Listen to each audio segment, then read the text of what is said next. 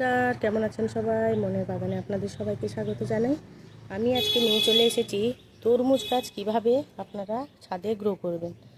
দেখুন, আমার তরমুজের একটা ফল এসে গেছে, ফুলও এসেছে, কুড়িও এসছে প্রচুর পরিমাণে।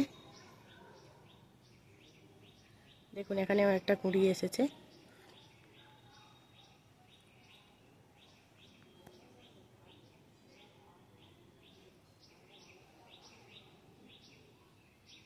দেখতে পাচ্ছেন নিশ্চয়।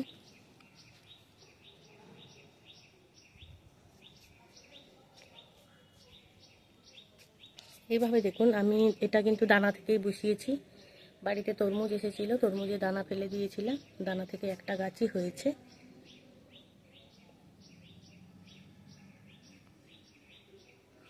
তো এতে মাঝে মাঝে ইউরিয়া দিতে হবে। দেখুন কত সুন্দর গ্রো করেছে। আপনারা কে কে তরমুজ গাছ লাগিয়েছেন? আমার আরও একটা আছে জবা গাছের গোড়ায়, সেটাও দেখাবো আপনাদের।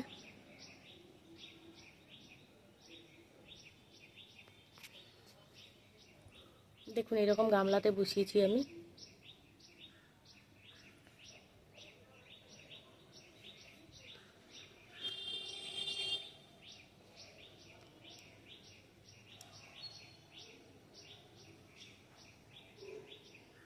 আপনাদের আমার এই ভিডিওটা কেমন লাগছে সেটা কিন্তু কমেন্টে জানাবেন।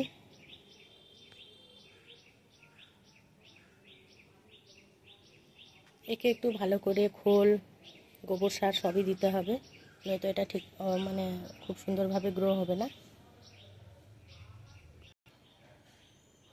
আমি খাবার আমাদের যে তরমুজ খাবারের জন্য আছে, তার থেকে যে এরকম সুন্দর গাছ হবে বুঝতে পারিনি।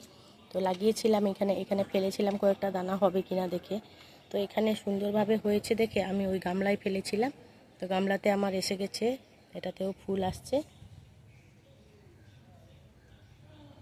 আপনারাও খুব সহজে এইরকম তরমুজ গাছ বাড়িতে করতে পারেন।